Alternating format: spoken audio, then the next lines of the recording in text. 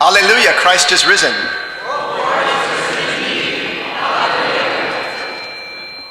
There's a little bit of an echo. Is that better? Good morning. Good morning. Oops. I think that might be better. No? Lee, fix it, please.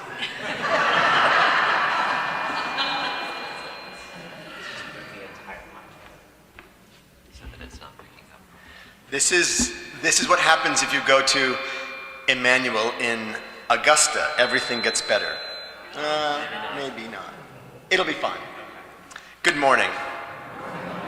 I don't know if you've ever had the experience of having a dream come true. Today, for me, is a dream come true. And in a few moments, Tim Boggs will tell you some of what that dream has been, not only for me, but for many of us. But to see it come to be this morning and to see all of your faces, some of you have come from as far south as Kittery, and we have friends here from Presque Isle and Fort Fairfield. It's a really beautiful day. There'll be time to thank and acknowledge all of the people who have made today possible.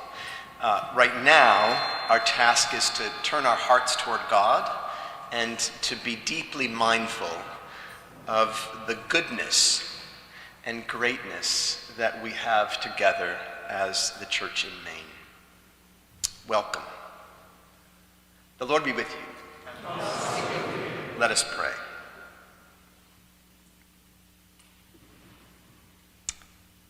We praise you and we thank you, O God, for your loving kindness to your church throughout the ages. And we thank you for creating the earth and each of us in your image. We turn now to you, and with our hearts wide open, beseeching you to fill us with the power of your love. Inspire our learning today. Sanctify our discussion and bless our friendship.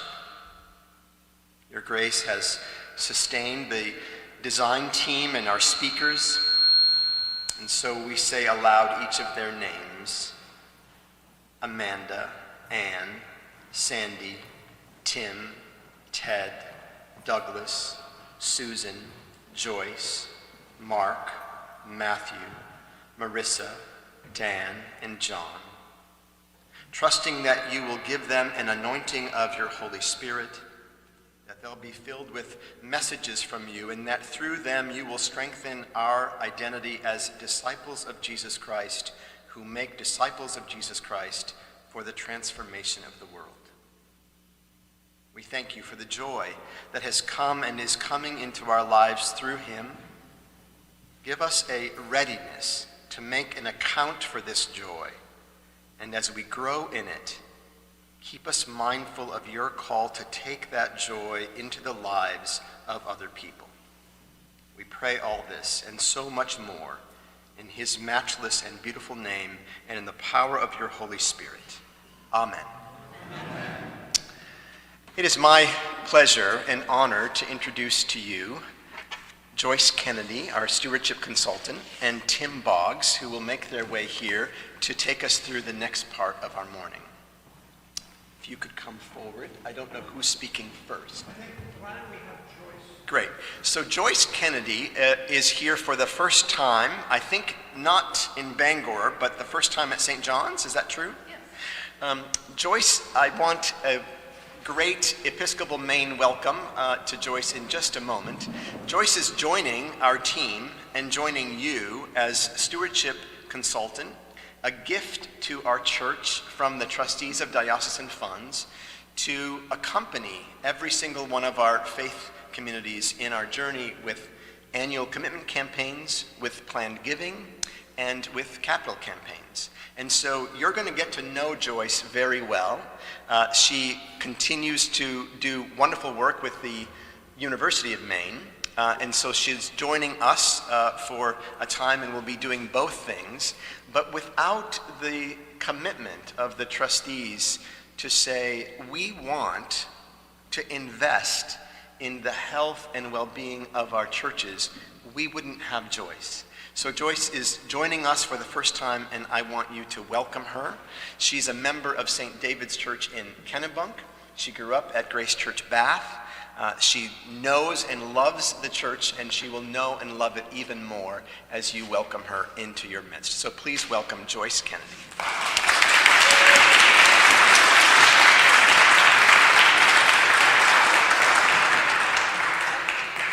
Good morning, everyone, and thank you, Bishop Brown, for that wonderful introduction. I must say, this is my first time at St. John's, and my first time standing in front of a church like this and preaching out to the parish, so bear with me as I do many of these first. But I suppose I'm standing here before you today because that is really what happens when you have dinner with Bishop Brown. See, I knew this would go over well. He and his husband Tom are very gracious hosts. They serve delicious food, the conversation is lively, the hospitality is generous, and before you realize it, someplace between coffee and dessert, you've been recruited into a new ministry. So here we are, and here I stand. Right? Thank you. But in all seriousness, though, it truly is an honor to be here today with all of you as part of the Faithful Givers Roadshow. And I am deeply grateful to Bishop Brown, Teresa Pinney, Tim Boggs, and the trustees of the diocesan funds for this opportunity to serve as your stewardship advisor. For me, this role is both professional and deeply personal. Stewardship and philanthropy have been at the center of my professional life for many years, but my connection to the Diocese of Maine goes back much further. I grew up in this diocese, and some of my earliest memories of faith, community, and belonging come from my time as a parishioner at Grace Church in my hometown of Bath and as a camper at Camp Bishopswood. Those experiences helped shape my understanding of generosity, service, and what it means to live in community with one another. Over the years, I've had the privilege of working with individuals and organizations who care deeply about making a difference. What I have learned is that stewardship is never really about the money alone. It is about giving back and paying forward the blessings we ourselves have received. Stewardship is about mission, gratitude, participation, and in many times, impact. I often hear people say that they want to help others because they remember what it was like to struggle, or because someone opened a door for them when they needed it most. Stewardship at its heart is about recognizing our blessings and using them to help sustain and strengthen the ministries and communities we care most about. That is one of the reasons I am so excited about the Faithful Givers Initiative. Across Maine, our churches and chapels are doing extraordinary work, serving their communities, welcoming others, caring for those in need, and creating places of hope and belonging. Faithful Givers recognizes that strong stewardship is essential to sustaining that ministry for generations to come.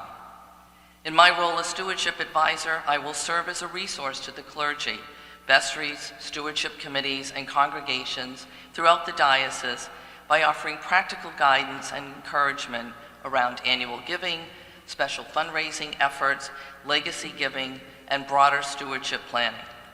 Just as importantly, I hope to listen, learn, and support each parish in ways that reflect its own unique mission and community, while also helping to connect congregations by sharing ideas and best practices across the diocese. Often some of the most effective stewardship approaches are already happening within our churches and chapels, and what works well in one parish may inspire and strengthen ministry in another. For those of you who are interested in connecting further, the diocese has added my contact information and a request form to the diocesan website under Assisting Staff, Consultants, and Contractors. Requests submitted through that form will be forwarded to me, and I can also be reached directly at jkennedy@episcopalmaine.com. I look forward to working alongside all of you in this collaborative ministry as we continue strengthening the mission and ministries of the Episcopal Diocese of Maine. Thank you very much.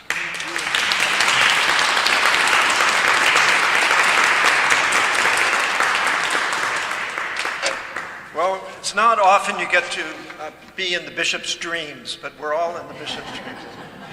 Good morning. I'm Tim Boggs. I'm the Vice President of the Trustees of the Diocesan Funds. And I think we are doing something today that is really fairly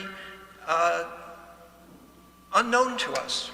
We are building a collaboration between the governing bodies of the diocese, which was really the bishop's idea. Last winter, he gathered the diocesan council, the standing committee, and the trustees together to break down our silos and talk to each other and imagine how we might grow the church together. And out of that came this idea of investing, taking some monies from the trustees, investing in a position that we imagined. We had no idea we would imagine Joyce, but the Holy Spirit's been in this project from the beginning, and she soon appeared, and we were able to work out an arrangement where she can work half-time, building up the ministries of the parish. We start from an idea that the trustees and each of the governing bodies have a responsibility to grow the church. We often think of that as growing the Sunday school or growing the pews, but there's a financial underfooting that is absolutely essential. And so we decided to step out of our analysis of stocks and bonds and investments and look into ways that we could creatively invest in growing each ministry in each parish. And we put together a little working group, which I was pleased to be the convener of, but by no means did all of the work. I want to introduce them to you. I want you to stand up and turn around as I call your name. Douglas Beck, who is on the Diocesan Council, is the vice chairman of the Diocesan Council, and is the rector. He's my rector at St. Francis by the Sea in Blue Hill. Ted Fletcher is on the Diocesan Council. The secretary is at St. Andrews and St. John's. Ann Mackley is, the Reverend Ann Mackley is a deacon at Trinity, and Castine is on the standing committee. Sandra McPhee is a co-trustee. She's the treasurer of St. David's, and also is a trustee of the church pension group, and brings an enormous experience to this project. It's been a pleasure to work with you. We've been Zooming from around the world to be together. Thank you all. They're going to be with us all day today, and we're doing this again all day tomorrow down south in Falmouth, and they'll be there as well as resources. There's a member of our working group without whom we would not be here, and it's Susan Axelrod, who is on the diocese. Please stand up. Yes,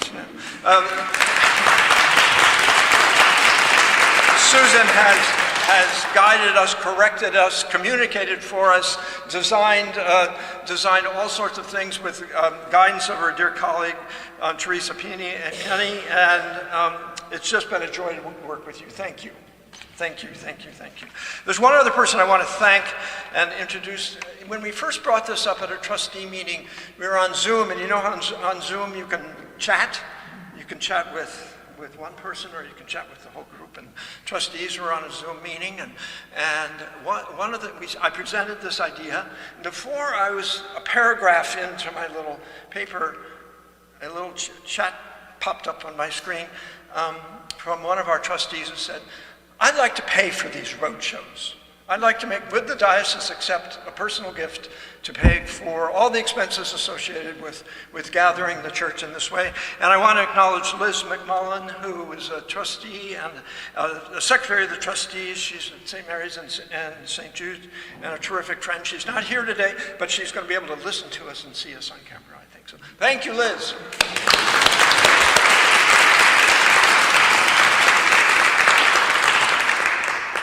We thought we better start with a prayer, which we have, and then we thought we better start with a little inspiration from another bishop.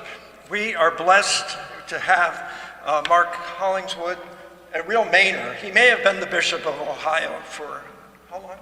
20 years? But he really lives in Maine, and his heart is here. And we asked him if he asked us how he could help. And I said, how about you give us a keynote and a germ of inspiration to keep us going all day. So Mark, I'm going to ask you to come up. Please give Bishop Hollingsworth a welcome, and then we'll introduce our panelists and be on with our...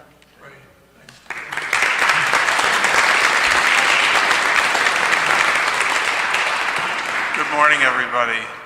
It's a privilege to be with you. And 3 years ago, I retired after 40-something years of ordained ministry, the second half of it mostly serving in the Diocese of Ohio, and have been living happily as Bishop Brown's lookout to keep the Diocese of New Hampshire at bay.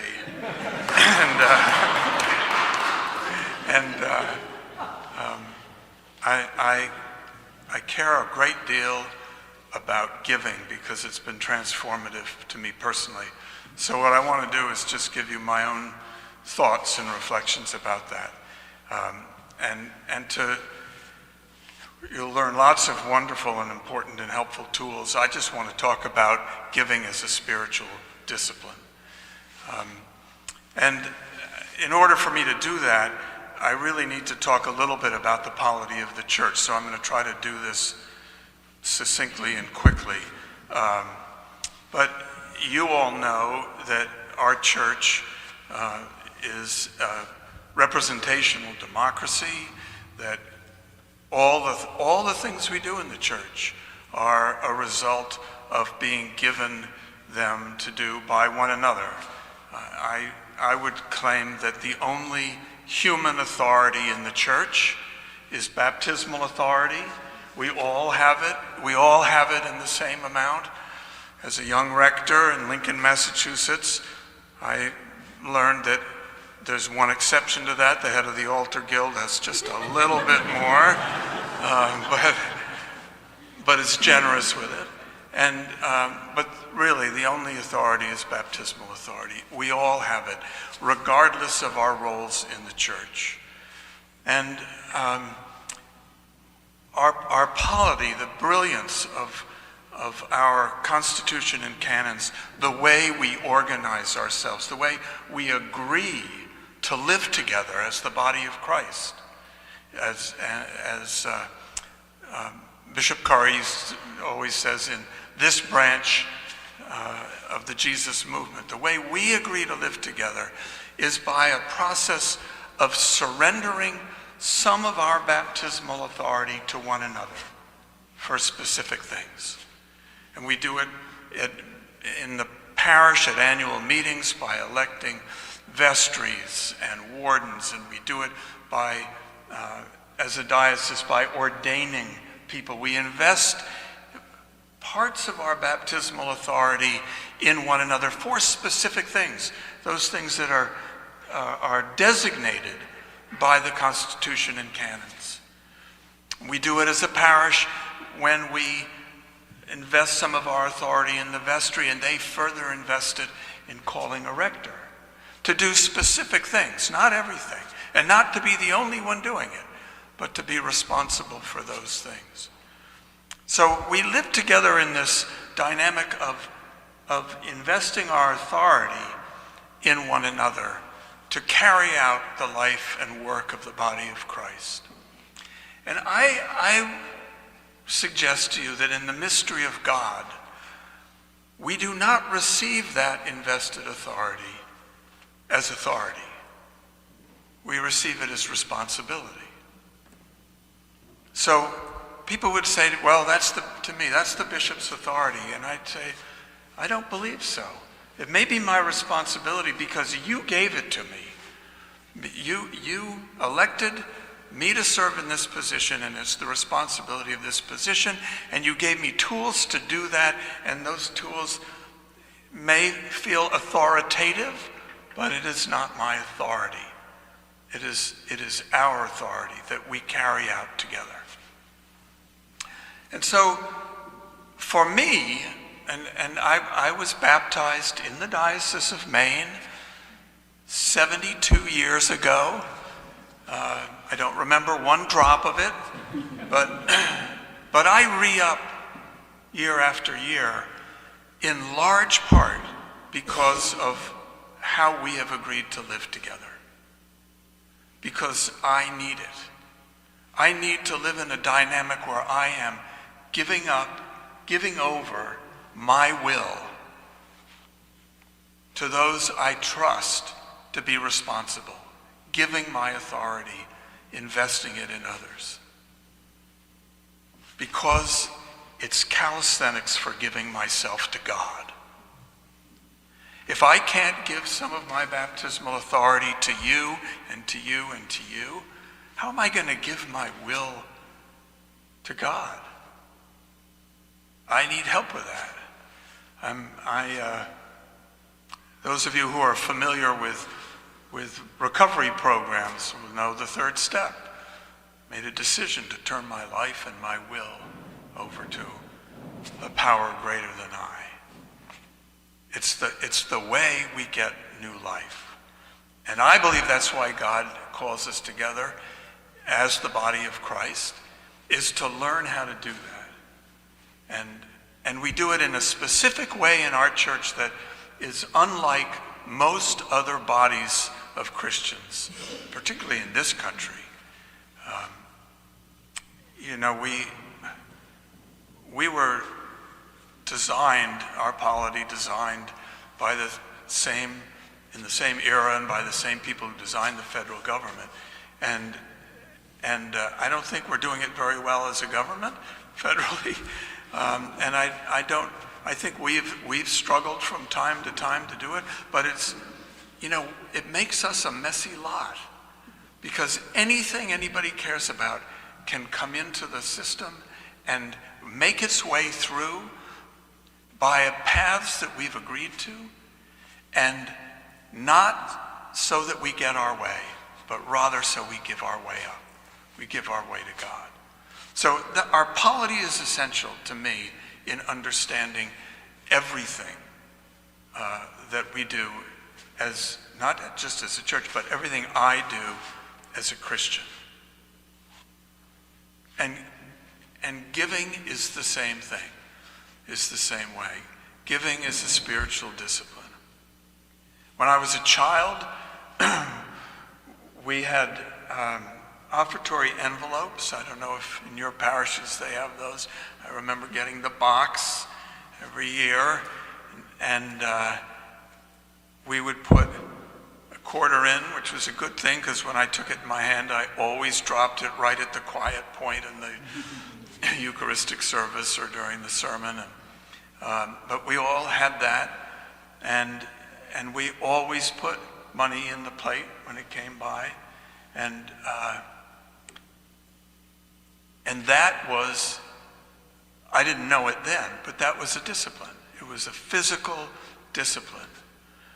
And today when I go to church, even though I make a pledge and I may write a check once or twice a year, I always put something in the plate, because I need that physical, prompt reminder that calisthenics for giving myself to God. If I can't write the check out or put the money in the place, how am I going to turn my life and my will over to God day after day after day? So I understand giving for me to be a spiritual discipline. It's something I had to learn over years and years. I don't give to keep the lights on, although what I give helps do that. I don't give to pay, keep the building up or pay the salaries. I don't give because it's my duty. I really don't give it because it's my responsibility. I give because I need to. I need to over and over and over in order to surrender myself to God more and more fully, day after day after day. We pray in the Eucharistic prayer that we join with Christ in his sacrifice. And, we sort of shy away from sacrifice because we misinterpret it as meaning you have to die. And we use that word, we die to sin and all, but sacrifice doesn't mean to die. It's from the Latin. It means to make holy, to make good. Think baseball. It all goes back to baseball. Sacrifice fly, sacrifice bunt. It makes good. It makes blessedness. It moves the other player along. And this dynamic that we as Episcopalians live out in all the things that we do, in electing delegates to diocesan convention, and having them electing bishops. We're taking baptismal authority from the pews, investing in each other, further investing it through diocesan convention and deputies to general convention, and they exercise that, our baptismal authority that we have surrendered, that we've sacrificed, that we've given for goodness. And that dynamic, that cycle of giving myself and giving my authority and receiving responsibility is what has given me life. There are some people in this room who've known me a long, long time. One of my camp counselors is in this room. He knew me 60 years ago. And there are people in this room who knew me through many ups and downs. When I was 15 years, graduated my 15th anniversary from boarding school, one of my classmates put together a book of where everybody was now after 15 years. And mine said, Mark Hollingsworth Jr. is an Episcopal priest and rector of St. Anne's in the Fields, Lincoln, Massachusetts, period. Seriously, period.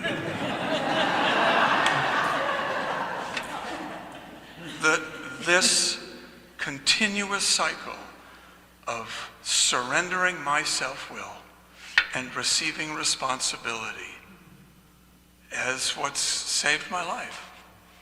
And that's why I think giving is so critical, and why I think teaching about it is so critical. So, this event, Faithful Givers, what makes a faithful giver? To me, is when my giving is a spiritual discipline. When I came to Ohio, shortly after we established the Bishop's Annual Appeal, and it taught me a huge amount about giving.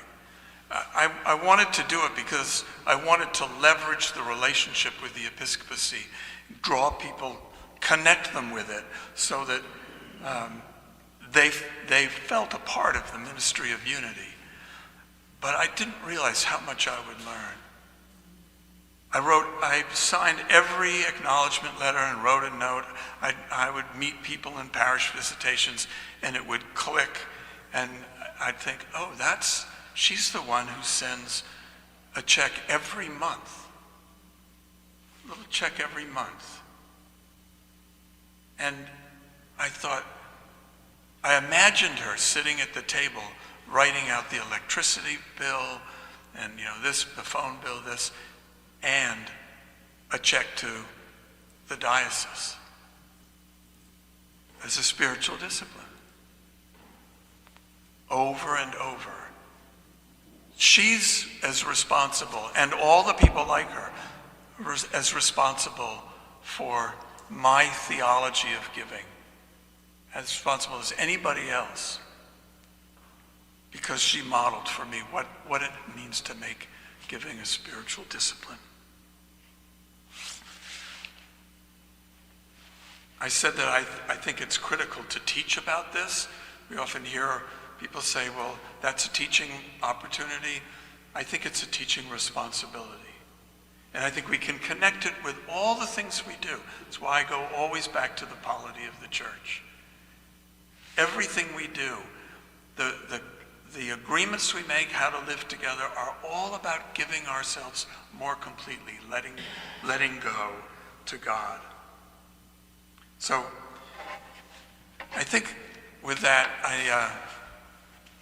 you're retired for 3 years after all these years serving in the church, and a nice guy like Tim Boggs said, will you speak for 15 minutes? And I thought, yeah, try and stop me. But I want to say this. It feels like everybody in the church has my phone number, because there's no anonymity about me and about how to reach me. And you can call me anytime about any of this stuff, because I think it's the most important stuff in the church, and the opportunities that you give to people to develop a spiritual discipline that prepares them for what is inevitable, giving themselves to God fully, is a great gift. And we don't give of ourselves to get to heaven. We give of ourselves to bring heaven to earth. Thanks.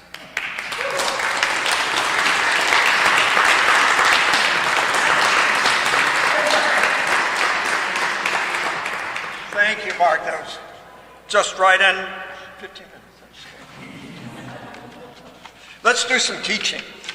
One of the things we learned in our working group, in our conversations, is that there is so much talent in this realm, in this church, in the world in which we live. There's talent right here in this room. There's talent in all of the parishes that we're so proud to represent and be part of. And we did some discerning of what are the issues that we really want to grapple with practically.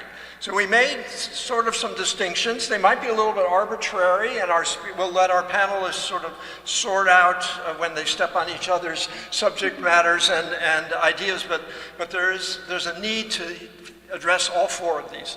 One is the building up of our endowments, our investments, our capacities to have sustaining financial opportunity into the future.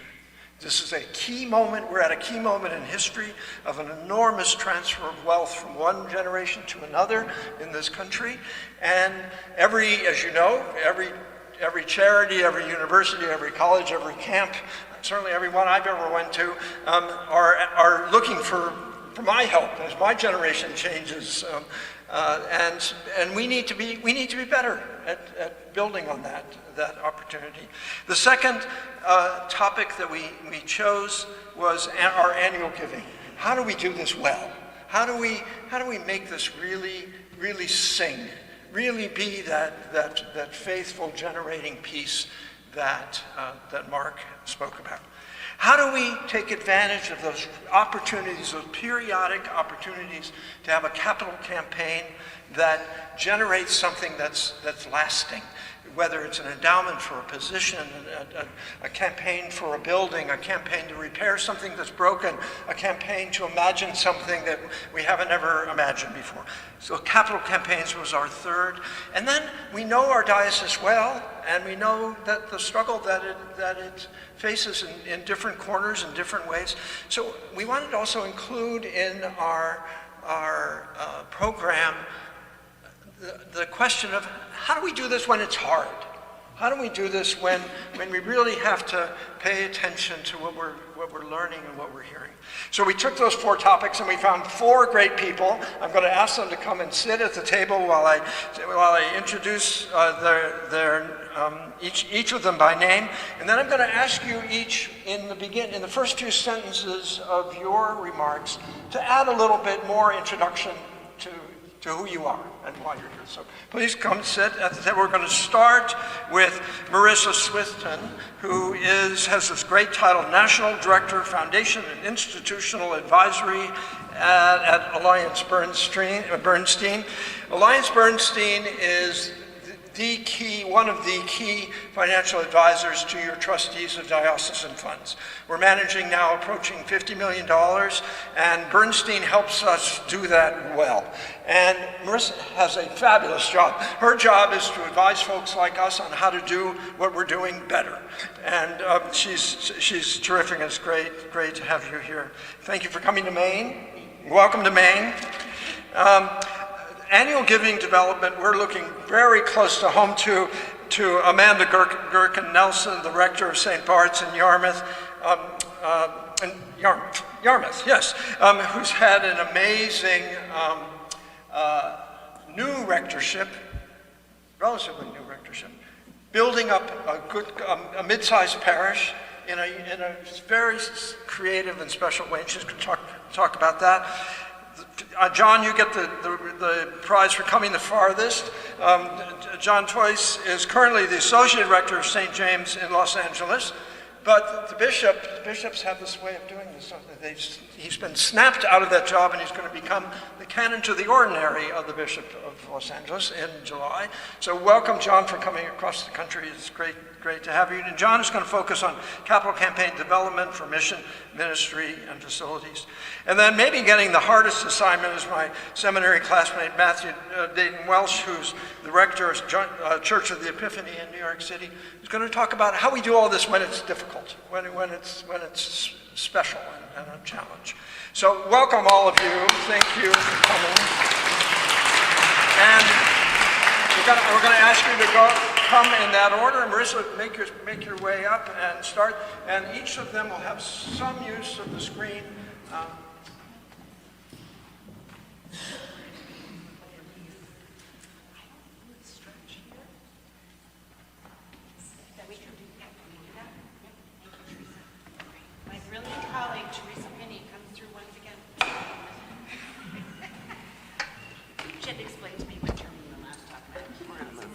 And then we're going to move this. Good morning, everyone. Can you hear me okay? Great, thank you. Hi, my name is Marissa Sweiston. I am absolutely delighted to be here from Nashville. I grew up in Michigan, then Chicago, then New York, now Nashville. Met my wife and never left, so now I'm a Southern girl, but delighted to be in Maine for this beautiful weather and to be here today. I really want to thank all of you for having us and for including me, Dan, in this conversation, Bishop Brown, Tim, the trustees. This is a really exciting conversation for me because I come from 25 years in the social sector, so philanthropy, fundraising, giving as a spiritual practice is something that's very close to my heart. Because I've worked for a lot of nonprofit organizations, it's often a lean team, a volunteer board, charitable giving, which means that everyone's wearing a lot of hats. And that means we need as much efficiency, education, shared knowledge and learnings so that we can do what we do. And I think really today is about, in the very brief 20 minutes that I have, as much as I can share on what we're seeing in endowment, not just how endowments work, but how we're seeing some of our other clients work with endowments. And then just there will be a lot of quips and some data and some stats. So as you're hearing some of these pieces, I'd love to welcome future conversation, whether it's later today or separate meetings with your parish or however we can be helpful. So I'll say quickly, the reason that we're an investment management firm, we've been around for 60 years, and in that time, we've built ecosystems around the different types of clients that we support. Tax-exempt clients of varied mission areas are the team that I oversee. So this wheel here is really just to say there's a whole set of holistic services outside of, but part of, our investment management that we're focused on. Philanthropic giving and donor engagement and how those donors are making decisions is a real big focus, especially to Tim's point. We're in the midst of a wealth transfer. There's a lot of really generous dollars coming down through generations, and for those who care to give and want to give, they're looking for as much guidance as our fundraisers are looking for when they steward those funds. So, a big piece of our focus each year is to pull together thought leadership. And we didn't have a really solid definition for financial health. I've worked in the sector for large institutions like the Art Institute of Chicago. I've run a small family foundation. I've built a nonprofit maternity clinic in West Africa. And even in all of that, I really didn't have a sense for how can you define what financial health looks like. So we partnered with the Lilly Family School of Philanthropy. We checked out 800,000 IRS Form 990s. Long story short, we came up with some quantitative data and some qualitative data, and I'm going to land the plane on how that relates to endowments. So one big piece of the quantitative that will be not new to any of the financial leaders here. There are various ratios that we're checking out on the regular. Overhead ratio, how you're covering your debt, what access to debt you have, how much you have in reserves. So that wasn't necessarily surprising to us as we dug into financially healthy organizations. What was exciting is that we uncovered that there are kind of harder to measure metrics that kept bubbling to the surface in our conversations about financial health. One of those qualitative metrics, one of the pieces that leaders who are overseeing churches and private schools and other organizations who are tax exempt, one of those was whether or not they had an endowment.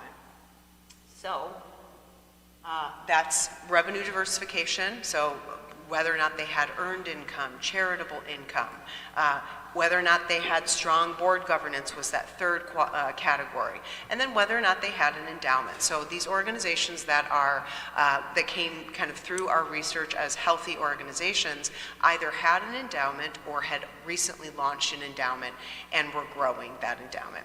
Now, I think this is important to note because anyone who's fundraised knows that you have that challenge when you're talking to donors around why would you shuttle those funds into an account that's sitting there and growing over time when there's so much need in the community. It's a really difficult dichotomy that you have to educate your team and your board on. And so I think just knowing that there's a reason, it's not just savings. We tend to understand savings in our personal accounts, but then when it comes to the organizations that we care about, we like to have really low overhead and to give all of our dollars out. But the point is, it is a factor of financial health to have a long horizon endowment. We're going to get into exactly how we define endowment. So before I get into that, though, I circled something on our Giving USA data, which is that $150 billion every year is given to religious causes. So there's so much capacity out there. There's almost $600 billion given out every year. So if you add sort of the individual giving, 66%, with some of the foundation gifts and the bequests, we're getting really close to almost 100% is our funds that you could be stewarding specifically for an endowment. So I won't go into that because I know we'll talk a little bit about some of the other general fundraising. But I wanted to say when we think about endowments, we think about them in three different ways. As an investment management firm, we're thinking about how they're invested, what the operational concerns are, and what the governance concerns are. So part of the investment conversation is once you've built an endowment, how is it invested? And it's really important to note that different sizes of endowments are invested in very different ways. So this slide here is just conveying that very large endowments tend to take a little bit more risk in the way that they're invested. They have more alternatives, they have other private equity, other things that lock up those funds and produce a little more return, but are a little bit riskier. Smaller organizations are invested in different ways. So as we're thinking about the endowments that you may already have, it's really important to take a look at your investment policy statement every year or two just to check, are we invested in a way that's bringing us the greatest return?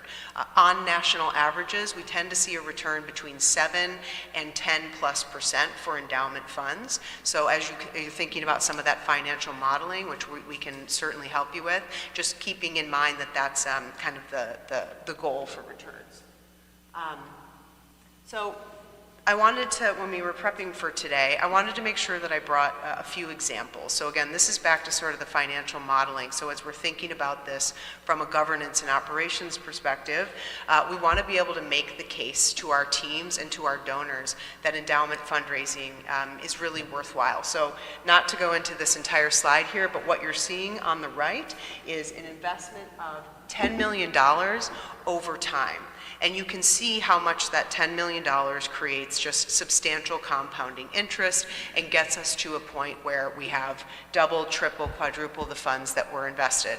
This is really helpful, we're finding, with investors who are interested in giving charitably, who are interested in giving spiritually. This is the kind of impact that they really like to see.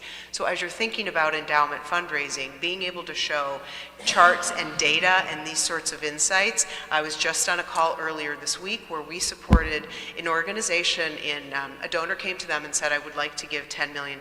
We want to replace our annual fund gift with this $10 million gift. Unfortunately, they crunched some numbers, the organization realized it wasn't going to fulfill the needs that they had for their operations and programs each year. So they went back to the donor with a similar calculation and showed them, if you give us 15 million instead, this is how it can grow over time. Now, this is a conversation certainly with a donor whose spirituality aligns. They already want to give. We know they're in the right place to invest with an endowment. But the idea is for all of those individual donors in your midst who are giving larger gifts or giving gifts that are of non-traditional assets, they're having these conversations with other organizations. So they really do welcome a conversation around the financial modeling to live their legacy with you. I also want to note, I think before we start with any of the endowment conversations with donors, we really need to think about meeting them where they're at with their values, and I have a sense we'll probably get into some of that later today. But an endowment is a vehicle, right? It is, let's get to that point. So endowments as a vehicle, for anyone who hasn't started one yet or is thinking about it, I think a lot of times when we think of endowments, we think of large institutions, either very large churches or very large academic institutions. They have multi-billion-dollar endowments, and those funds are there to support various departments and programs. But by definition, an endowment itself is a long horizon fund that's restricted. It's not always restricted by a donor. That would be sort of the true endowment that we're used to hearing about. There's a quasi-endowment. So this is the type of fund where you establish that with a donor or a grouping of donors, and it's board designated. So the trustees get to decide, when do we want to use this? How do we use this? What's our spending rate? How is it invested? So it's a restricted fund, usually created in partnership with some donors, but really the donors are using trust-based philanthropy to say, you guys use this the way that you want to. Decide on your spending rate, decide how it's invested. The other types of endowments, term endowment, this is one that exists for a certain period of time. Once that time frame has expired, the funds can be used usually for unrestricted purposes by the board. And then an unrestricted endowment, of course, the best kind, which is when a donor says, you can use this however you want, it can be invested however you want, the spending rate can be whatever it is. So it's also important when you're talking to donors to think about educating your team and educating those donors on what matters to you. Is this a true endowment where you'd like to restrict it for a certain piece of our property or for certain projects? Ideally convincing them that operational needs that they can cover, that you can decide they can cover in the future are really helpful. So I wanted to maybe cover some conversations for those who do not yet have an endowment, and then I'll wrap it up with a couple more examples. If you do not yet have an endowment, can I actually just see maybe a raise of hands if you're thinking about launching one but don't yet have it? Okay, I've got a few. And for those maybe who've had an endowment for a few years but are really looking to scale it? Okay, great. Awesome, thank you for sharing. So these are the 4 steps, and you will have these slides, and there's a whole host of other slides that are involved here. But we always like to say you should start with a revenue analysis. Organizations we're working with right now are starting with where are our funds coming in, specifically foundation grants and individual grants. Then you decide within those how to segment your donor base. And that's a really important step, because I think a lot of times we get questions from fundraisers around, we don't necessarily know who the type of donor is that's giving endowments, or we don't have access to those donors. So you really have to know sort of first who is in your donor base before you make a decision for how you're going to reach out to them. We have something called a blended giving work plan. It's actually a kind of a workflow and a timeline where you can track all the steps to come up with a fundraising plan for high net worth individuals, including all the different types of gifts they might use to give to you through an endowment, but that would be a separate tool. So once you've done that revenue analysis and you've decided we're good to go, we have a pretty decent idea for the individual donors who might be interested in endowment, then it's about strategic decision making between the board and the team, the trustees and the team, to say, within this base, our donor base, we've come up with 3 to 5 people who we'd like to start this conversation with. And I know we're going to hear about capital campaigns today, but where we see a lot of success in these larger fundraising plans is when you treat the endowment fundraising campaign as a capital campaign. So give yourself those 3 to 5 years and start embarking on a plan to have some of those conversations. So everyone's probably heard of a feasibility study. A feasibility study is sort of those conversations that you're having in the beginning with donors. So you're talking to them, asking them what they're interested in, and starting to get a sense for their values and the way they want to give. Policies and documents, we list this here. We have sample documents that we can provide. This is a really important piece. This is when it's time to start the endowment, or when you're bringing a new donor in, you want to make sure that you have template documents that both you and the donor are supportive of. In those documents, there should typically be the type of programs or initiatives they're willing to cover. If there's any discussion around the spending rate, that would also be reflected there. But there also needs to be some discussion around who's making those endowment decisions should that donor pass. So just making sure that you have all of those policy documents, not a very exciting topic, but really important. And then finally, staff and board education. This is the piece where we probably see the most productivity, because when you're teaching your team and you're teaching your trustees and you're teaching your donors about why you're fundraising around this and how it fits into your wider plan, that's really where you get a lot of excitement around the purpose for the endowment in the future. I probably didn't say this in the beginning and should have, but one of the reasons we really believe endowment funds are important is because it truly is a vote in the institutional confidence of your mission and your organization. So this is not an excuse to forego annual fundraising. It's not an excuse not to run a capital campaign. It's a reminder to everyone who's interested in your legacy that the future of your organization can sustain something like COVID or funding cuts in the future. So these are really long horizon funds to make sure that you're here in perpetuity. I want to maybe mention a few resources for after today's conversation. So one of the things that we know happens as part of endowment fundraising is all those donors who are passing wealth down through their generations, 96% of that wealth is held in non-cash assets. So if we think about, maybe let's just imagine there are donors in your midst who are 70 and a half and above. One of the kind of most common vehicles that we see is an IRA rollover, and it becomes a QCD, and they can use that to fund an endowment. We're also seeing a lot of stock gifts funding endowments. We're seeing a lot of donor advised fund funding endowments. So we have trainings, education, customizable language you can add to your website. All of these pieces are available to you to make sure that when you are in front of donors and you're having conversations around their potential endowment or their other non-cash giving, that you know exactly what to say. So I'm going to end with 3 examples quickly. So I mentioned that we worked with an organization recently who was talking to an existing donor. So this was a donor that was already giving, I think, $2 million a year and wanted to think about an endowment. That was a sophisticated donor. So the communication with that sophisticated donor included financial modeling. It included a strategic plan that went along with that giving, and we're probably in the 4th conversation at this point. So for those of you who have established endowments and have some of these sophisticated gifts, I think we need to segment that part of the conversation for those sophisticated donors in a very specific way. We can help with that. You're welcome to see a sample packet that we sent to those donors if you'd like to replicate any of the information therein. A second example I wanted to share, we're working with a nonprofit organization right now that's starting an endowment. They received a bequest, and they're using that bequest to fund an endowment, and now they're crowdfunding within the community. So they're using those funds as an endowment. They're investing them in the long horizon. They're using a spending policy of 3%. You typically see between 3 and 5%. But then they're funding that endowment as a community. They just wrapped a capital campaign, and now they're moving on to endowment funding. So you've got this one example of a very established donor. Second example would be building it yourself and fundraising specifically for it. The third example I think really speaks to donor communication. We're working with an organization who is very well funded. They happen to receive a Mackenzie Scott gift, and so they've been having this struggle with their donors. Their donors want to know why they're still fundraising around their endowment. So their entire narrative around that endowment fundraising has to do with what happened during COVID for this organization.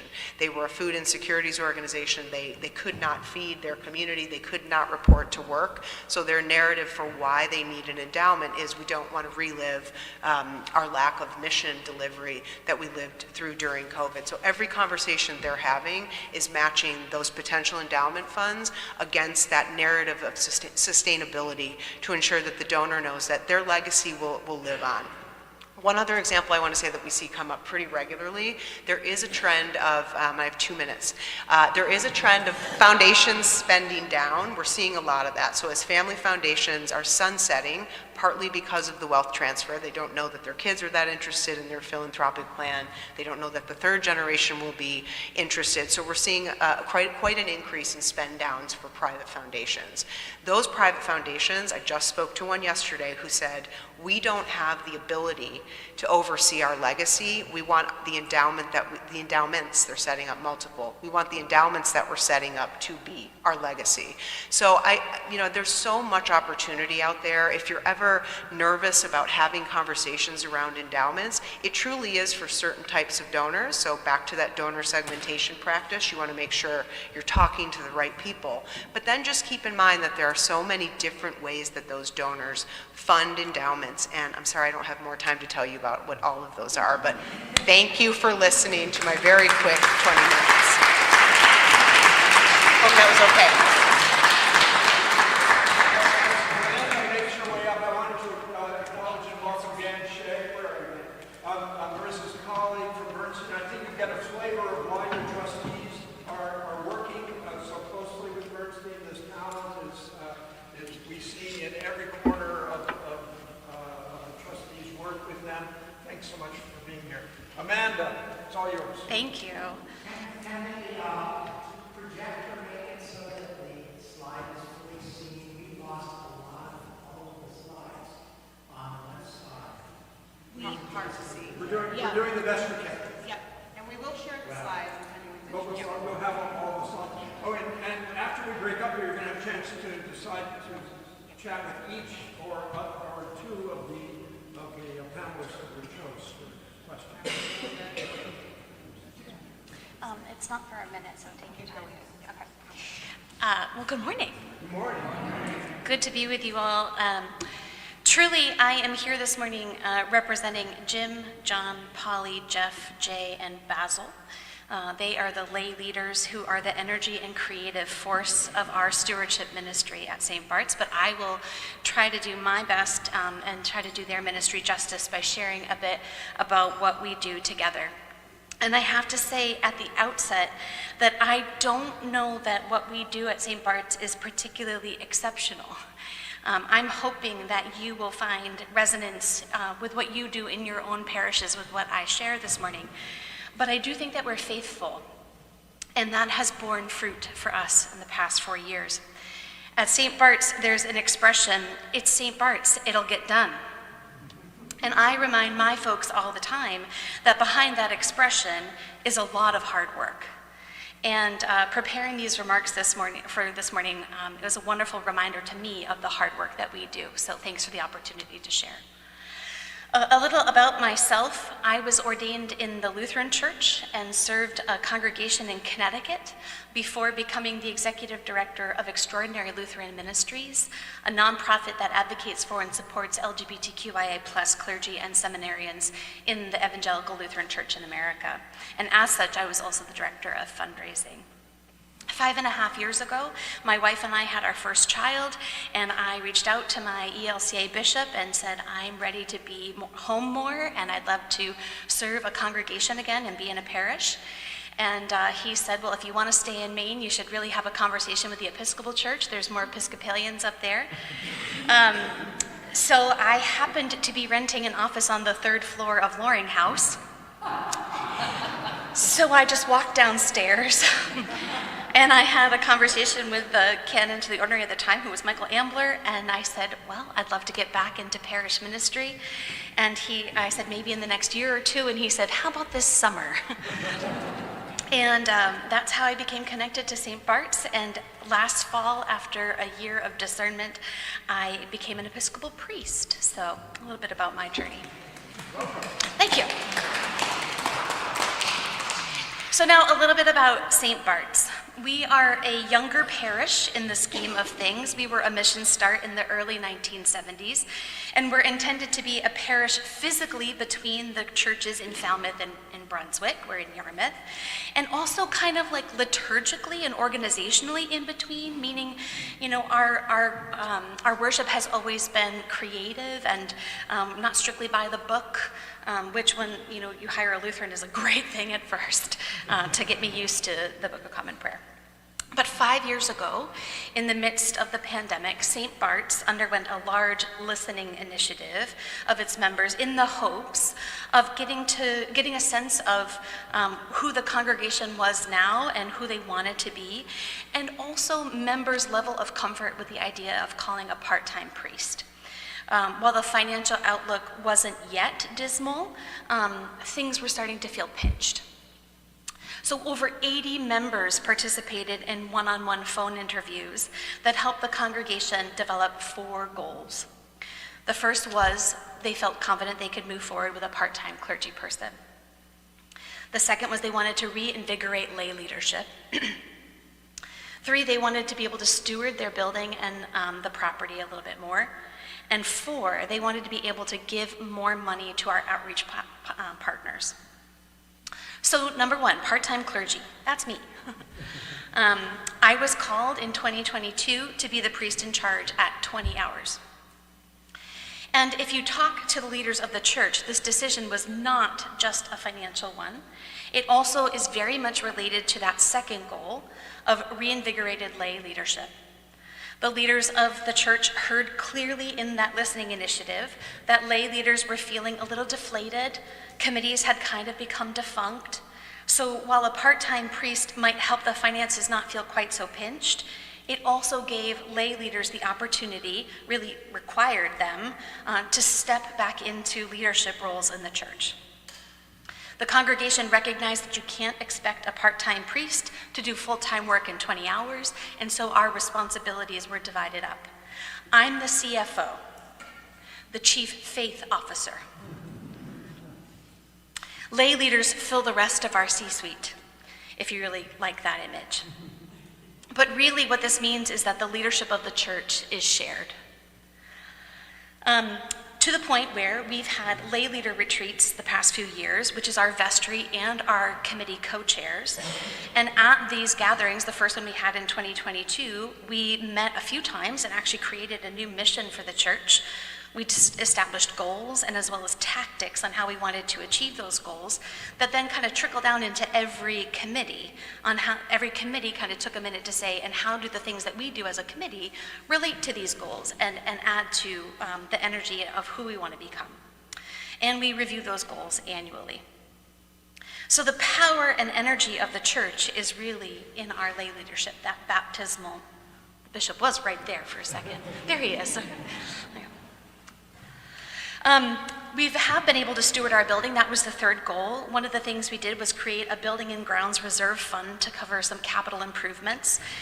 For the 5 years, so 1 year before me and the 4 that I'd been there, we've actually had budget surpluses at the end of the year, and that chunk of money has gone into this building and grounds reserve fund, and it has meant that we've been able to do some significant work on our property, like paint the building, repave our driveway, etc., without having to do major capital campaigns.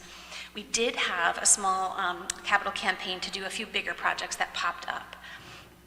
And the fourth goal of being able to give more in outreach money, before making the decision to have a part-time priest, we had a few fundraisers that had always intended to be fundraisers that would help us raise money for outreach. And some of that was starting to have to go to the bottom line. But now with this new change and this vision, we were able to kind of repurpose that again. And between what we budget for outreach, a few specific fundraisers, we have an art show in the fall where we turn our sanctuary into a gallery. We do a lobster bake in the summer. We give a little portion of our Christmas fair this past year. The Good Friday offering, which we participate in, the United Thank offering.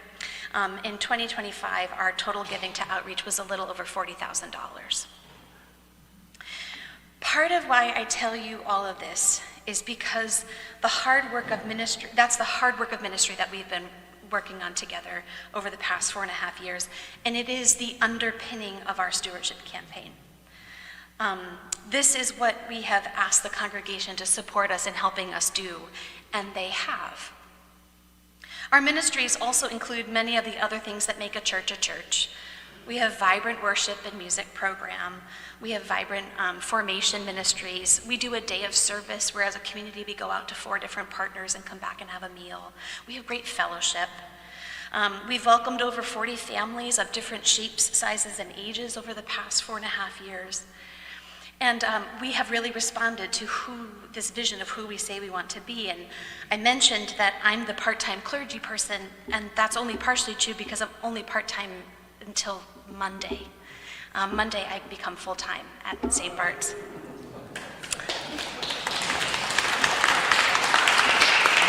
But part of that is because last fall, we pushed our budget. We asked our congregation to help us increase our budget by 12%, and they responded by actually giving us $30,000 more than what we asked them to. I think that's why the bishop asked me to be on this.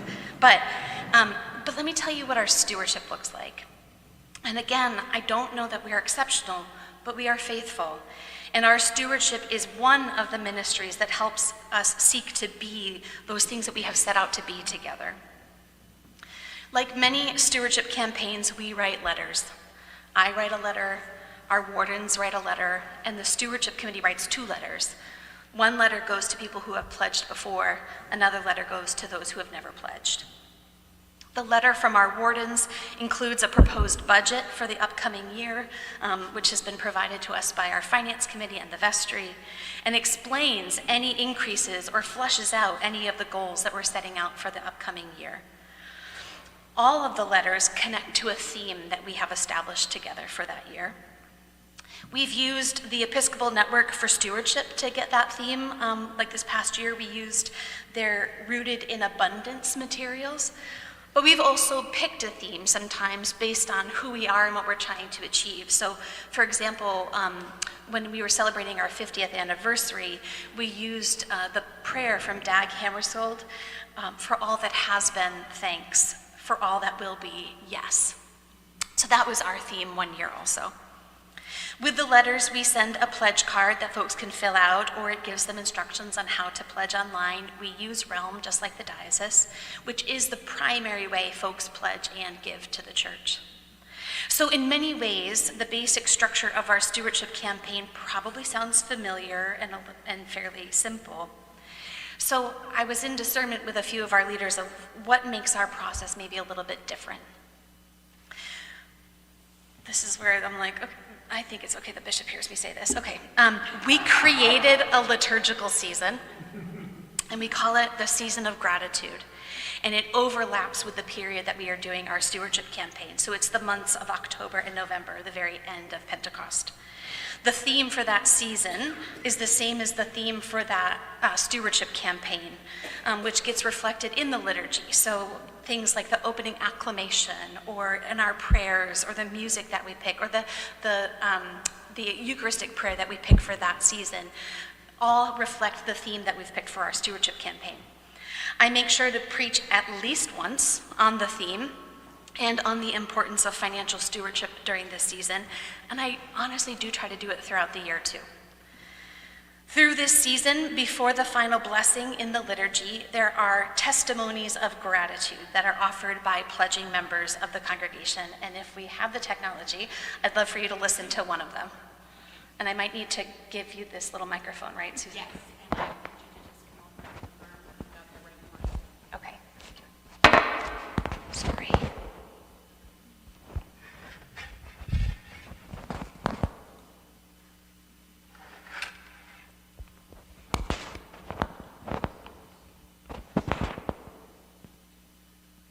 Yes, that's it. Good. Make this bigger.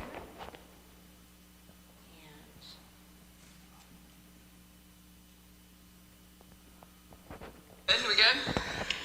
I thought if I talked the week after the bishop was here, the numbers would be down. Obviously, I clearly miscalculated that. For anyone that doesn't know me, my name is Jordan Henshaw. I've been coming to St. Bart's for a few years now. I normally come with my lovely wife, Allison, and our boys Parker and Rowan. Today is the puck drop for the 6U Tsunamis, so little kids hockey. And so Allison and Parker are there, but they send their love. And so I was asked to talk about why St. Bart's and to tie it into a tree metaphor. So just that was required before you critique. But I think I just want to start with, we heard 2 weeks ago from Jay about the foundation of this church and the foundation of how they started coming to St. Bart's. And Jay said they started coming in 1985, which is actually the year that I was born. And I thought, no, that was a good, why'd you guys laugh? That was such a beautiful segue to me, and it's just one of those little things that shows me how truly intertwined we are here at St. Bart's. So I'm going to start with our roots a little bit, and then I'll jump into trees. So Allison and I are not from Maine. I think you guys, what Mainers would say, we're from away. Allison is from the south side of Chicago. She is Polish-Mexican Catholic. That is a thing. Catholic school upbringing and a Jesuit university. I was born in West Texas and grew up overseas. By two very conservative Church of Christers, Bible Belt of Texas. And so we have very different roots. We have very different roots from each other, and we have very different roots from all of you.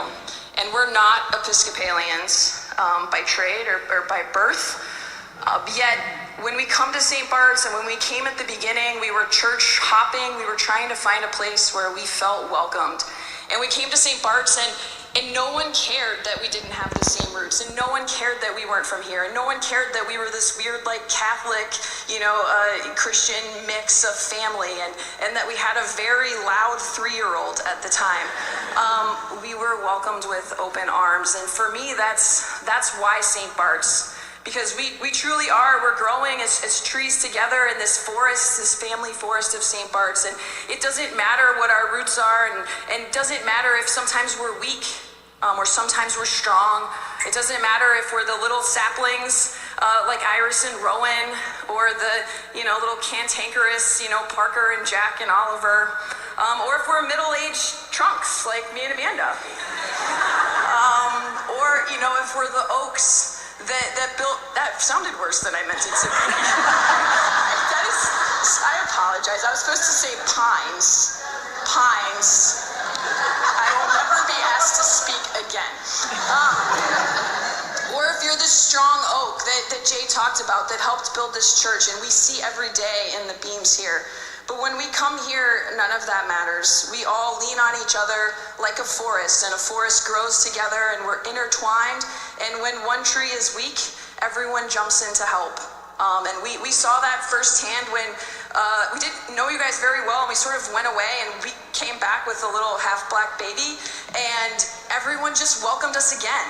And people showed up at our house, Imelda and Susan right here showed up at our house with food and books and love, and welcomed little Rowan into this place as well. And that is St. Bart's. That is the love and the family that you feel when you walk in the door. So thank you to everyone for making us feel so welcome. And if there's anyone new here, I know that you'll feel that same love very soon. So thank you all.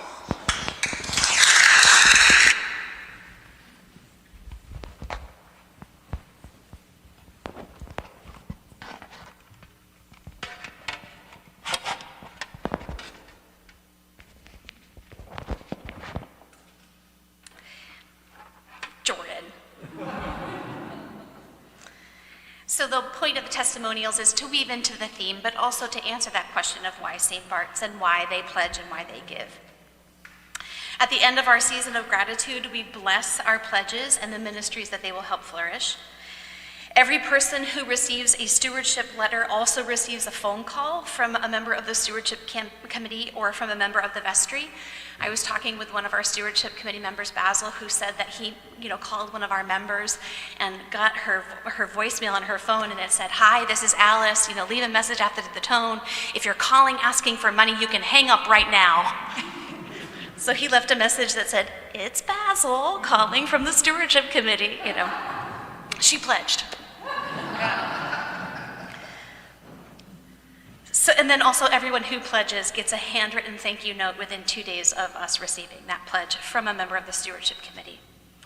So these are some of the tangible things that we add to our stewardship process that I think make a difference. And then there are some intangibles. At St. Bart's, your participation is anticipated. I don't say expected, but your participation is anticipated. Whether it be participating in big things like listening sessions, or participating on a committee, or coming to fellowship events, or participating in worship as a lector or chalice bearer, we anticipate that folks are participating in making St. Bart's who we are, even to the point of those lay leaders at those retreats where we actually got the goals and tactics. We do that together. And therefore, there is trust. Trust in our leadership, and trust that what we are seeking to do and what we are asking you to support comes from the energy of the congregation and our leaders at that top level. The vestry, the C-suite, the stewardship committee are just helping to foster that and grow that and make it vital and sustainable. And what we do is transparent. We are honest about where we are, what we're asking for, and why. And finally, we celebrate. We celebrate what God is doing in our midst. I read a book in seminary on stewardship, and it was called Ask, Thank, Tell. And I think I would change it just ever so slightly to ask, thank, celebrate. We celebrate who we are and where we've come from at things like a harvest dinner. We celebrate new members by welcoming them in our liturgy and saying, we look forward to how you're going to change us and help us grow. The congregation has celebrated many of my own milestones with them in ministry as I've grown and changed in titles and time over the years. We celebrate. And I don't want to get rid of the instruction to tell. As I've said, we're not necessarily exceptional, but we're faithful. The foundation of all that we do at St. Bart's is the everlasting love and grace of God. And as the CFO, the Chief Faith Officer, I never stop telling that story, because I love to tell the story. And yes, I'm about to sing, because this is what I do. I love to tell the story of unseen things above, of Jesus and his glory, of Jesus and his love. I love to tell the story because I know it's true. It satisfies my longings as nothing else can do. I bet you know the refrain. I love to tell the story. 'Twill be my theme in glory to tell the old story of Jesus and his love. Thank you.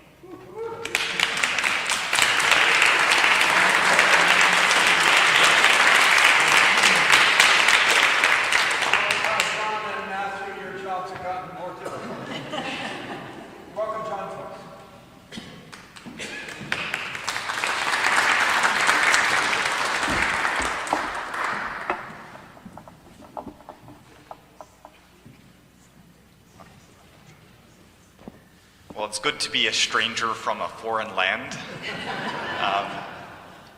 And before I really start getting into anything, I just really want to invite you all to, as I'm telling the story of our capital campaign that we underwent at St. James 6 years ago, I don't think there would have been anybody in the parish who ever would have thought it was possible. So feel free to imagine that things could be different 6 years from now. That would have seemed impossible.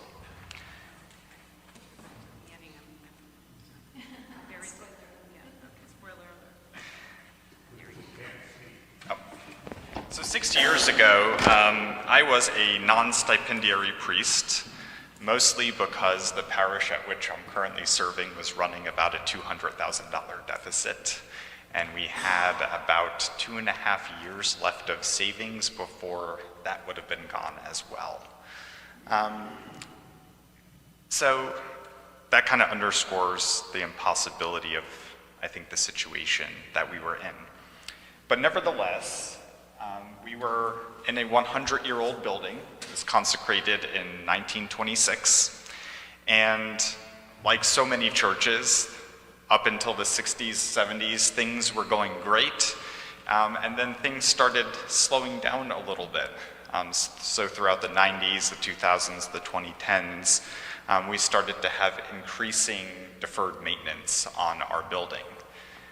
Another change that was happening over the last few years was that LA was getting hotter and hotter in the summertime. And so if we had any big weddings or funerals in the summertime and the space was packed, we literally had people passing out or excusing themselves because they were starting to feel ill. So increasingly, our parishioners were getting more and more vocal. It is time to get air conditioning in our church. So we started talking to a few people about that just to understand what the cost might be, and we quickly realized that we had a couple problems. The first one was the electrical capacity of our building would not support air conditioning, and we were also going to have to make some structural modifications to our church to support both the heat pumps, the ductwork, and the air handlers that were going in there. So what seemed like it was initially going to be a quick, tiny, achievable project became a little more complicated than we thought it was going to be. So that was really, I think, the first point of our journey, is that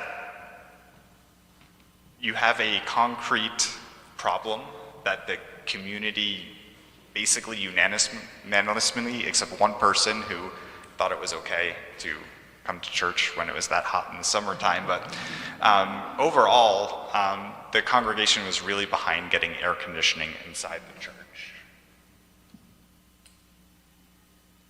When we had the place kind of torn open, we asked them, is there anything else that you would like to see go on here? And we heard a lot of the same things over and over again from people.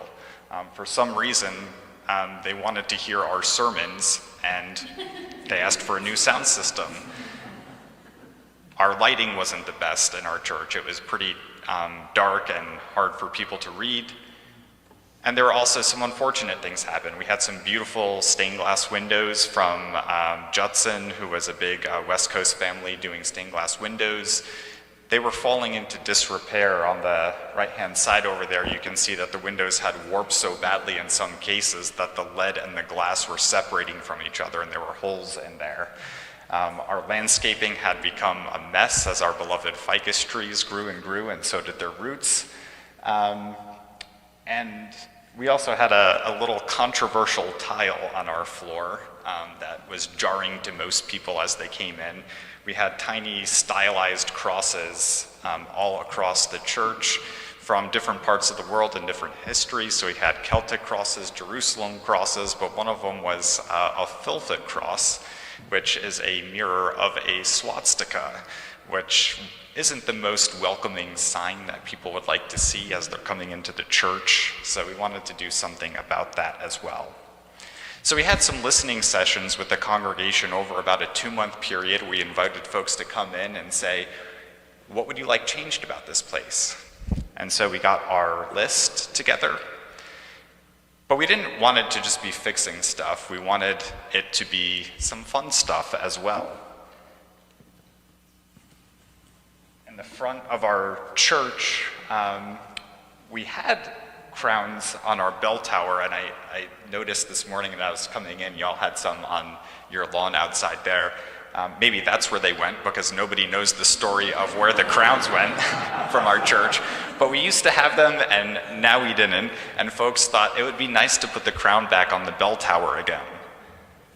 We also had 4 empty statuaries in the front of our church, and seemed like cozy homes for saints to come in. So to coax people into coming to the annual meeting one year, we actually put forward a nomination process. We said we'd love to hear from you all who you think belongs in the niches of our church.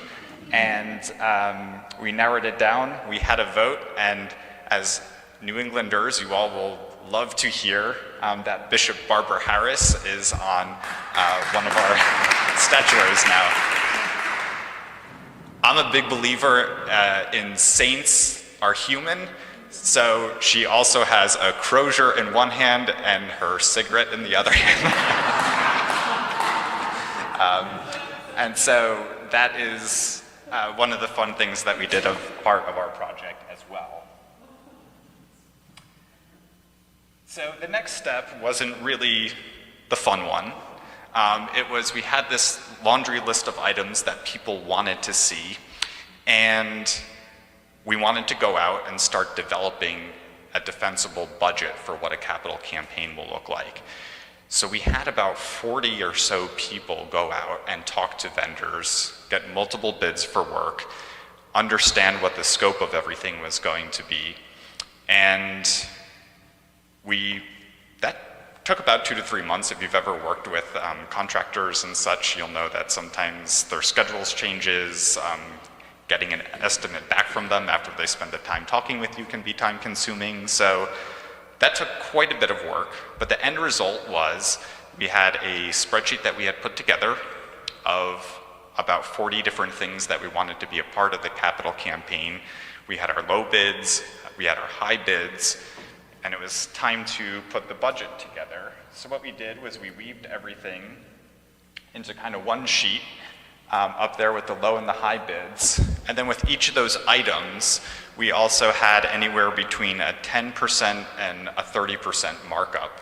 At the time that we were in, right, we were seeing material prices go higher and higher, and at the speed of church governance, we knew that the project wasn't starting tomorrow, it was going to be starting a year from now.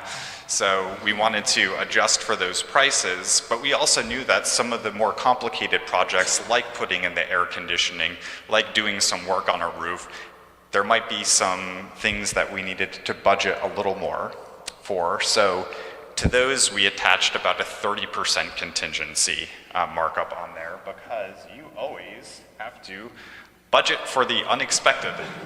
And yes, this happened during the project.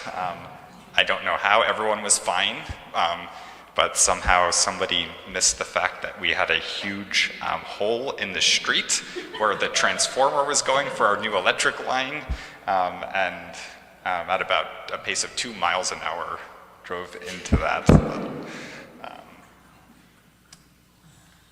So after we had to put everything together, the next step was to play it back to the congregation. We said we spent a lot of time listening to you all, hearing what you wanted your church to look like at the end of the project. And we went, and here's how much everything is going to cost, and we walked them through the cost of the projects. One of the incredible things that happened during this process is that as we were going through and talking about how much some of these items were going to cost, 1 or 2 people might say, how is lighting going to cost that much money? And the awesome thing was that because we had involved so many people in getting those estimates together, like popcorn, people were coming up and saying, oh, actually, because before we even think about lighting, we need to redo this or something like that. So it was really the community coming together and defending this project as a whole as to why everything was going to cost the amount of money it was going to. And it was really just a beautiful experience, not having that come from a core small committee of people, but really being the congregation at large defending the cost of this project. The next part of it was asking for the money, and this was, to me, probably the most surprising part of the whole project. I did not expect it to be anywhere near a pastoral process as it actually turned out to be. The way that we did it was we started with a few of our core donors who we knew that it was basically up to them and their generosity if this project was going to kick off or not. So either, I'm still unsure to this day whether it was bravery or stupidity, but we went to our biggest donor first and did the pitch to that person. And what was beautiful time after time after time was this actually wasn't a conversation about money. People wanted to come in, talk about how this place had changed their life, what it means to them, remembering the moment or the crisis that brought them into here, or remembering that this was their church from the very day that they had grown up and they had been baptized here, married here. And it was story after story of people saying, and I want this place to be around so more people can get out of it what I got out of this place. And so this is how much money we're giving you. There was not one conversation when we actually had to ask somebody what their gift was going to be. They had their beautiful story about what the place meant to them, and they said, and this is why I'm giving the gift that I'm giving. And we would give updates frequently. So we had our classic capital campaign thermometer, and we watched it go up and up. And within a matter of about 2 months, we had our fully funded capital campaign, which was incredible. That required us shutting down our church, which meant that we had about a month and a half to turn our not so beautiful parish hall into a worshiping space that we'd be there for about a year and a half. But with some blue wallpaper, we made it happen, and that was our home for a while. And what people really loved was the way that through newsletters and social media, we really let people know what was going on inside their church week after week. So we would make goofy Instagram videos.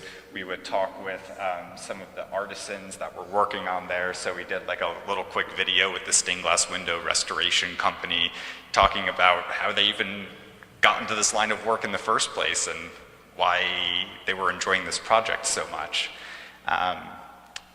You could see our new statues in the front of the church with the crown of our bell tower there now. So it's just really a matter of telling the story and letting people see in real time what was going on inside their church. They loved the pictures of the scaffolding. They would sometimes get nervous about where I was crawling up on the scaffolding to do some of the videos that we were doing, but it all worked well. We also kept them pretty up to date financially on how things were going on, so we would monthly publish a budget, all of the items that we had in there, what was being spent month to month on each of them, so that way everyone could very transparently see where the money was going. And like everything else, we had to adjust the budget a little bit. We had that 10 to 30% markup, which on good days meant there were some items that were coming under budget, which was incredible. And we had a couple items that went over budget. But our guiding principle is that we really wanted this to be a one-time ask to the congregation and not keep going back to them more and more and saying, oops, we ran out of money again. So we were able to manage the budget internally thanks to those different risk factors that we associated with each of those items. And at the end of it all, we had a really big celebration, giving thanks to all of the donors and giving thanks to God for everything that we had been able to accomplish. We had some clergy come back who had served the parish years ago. It was great for folks to see all of them. And it was just a really proud moment from our congregation. As we were talking to some of the folks about what their gift was going to be, it was really emotional hearing from some of them that they had planned their 90th anniversary of the church, thinking that was going to be their last hurrah. The sense of pride and the sense of faith that that the community had by the end of this project really transformed our community. And so, again, I don't think that there was anybody in that parish who 10 years ago thought that this project would have been possible and this is where we'd be today. So my prayer to you all is that if it sounds impossible today, good. Do it anyway and have faith.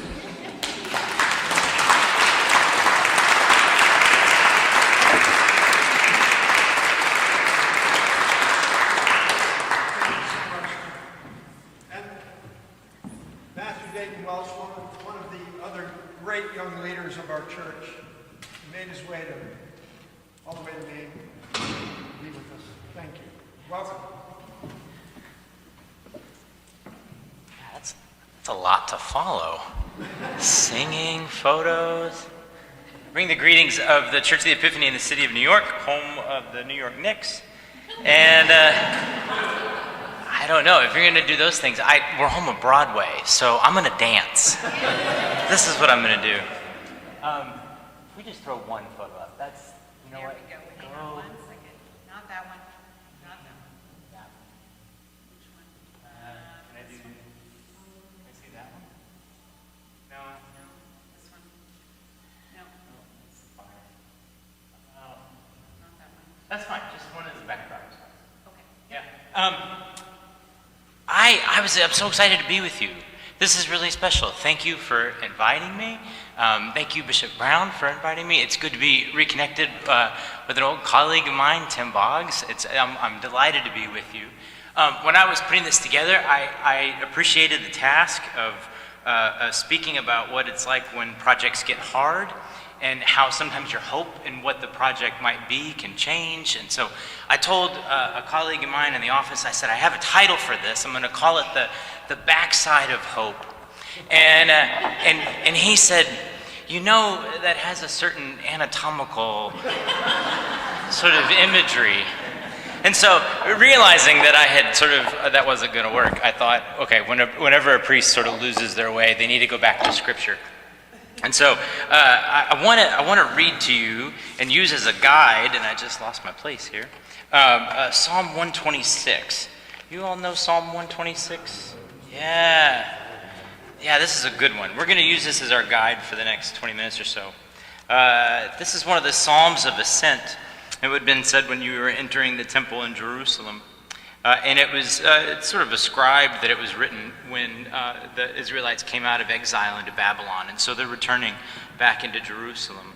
The psalm goes like this: When the Lord restored the fortunes of Zion, we were like those who dream. Then our mouth was filled with laughter and our tongue with shouts of joy. Then they said among the nations, the Lord has done great things for them. The Lord has done great things for us. We are glad. Restore our fortunes, O Lord, like the streams of the Negev. Those who sow in tears shall reap with shouts of joy.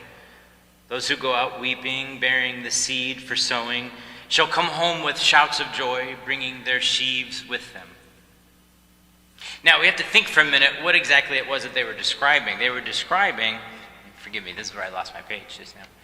They were describing the return from exile in Babylon, right? The Israelites are sent away from Jerusalem, away from the land in which they had been established for so many centuries, and now they're in a foreign land, and after 50 years they're coming back, right? And so here the psalm is saying, you did this thing for us once, do it again. Bring us back like that time when we were so overjoyed to be, to follow you.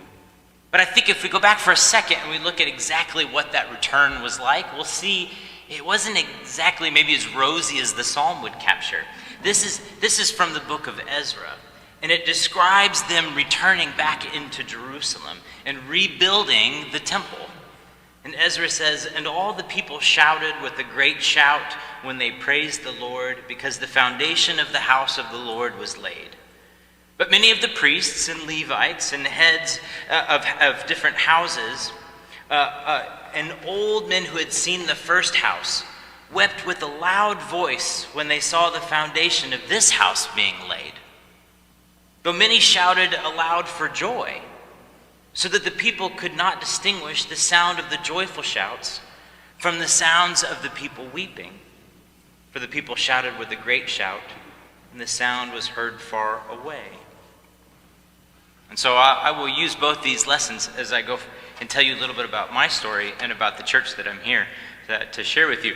I also recognize that I'm doing a little scripture thing, and my scripture professor is here. Deirdre Good. This is so exciting. Oh, she was. Where did she go? She just must have stepped out. She's here. I saw her. It's really special to have her here. This is exciting. Maybe she just walked out on me. She said he's already off the rails.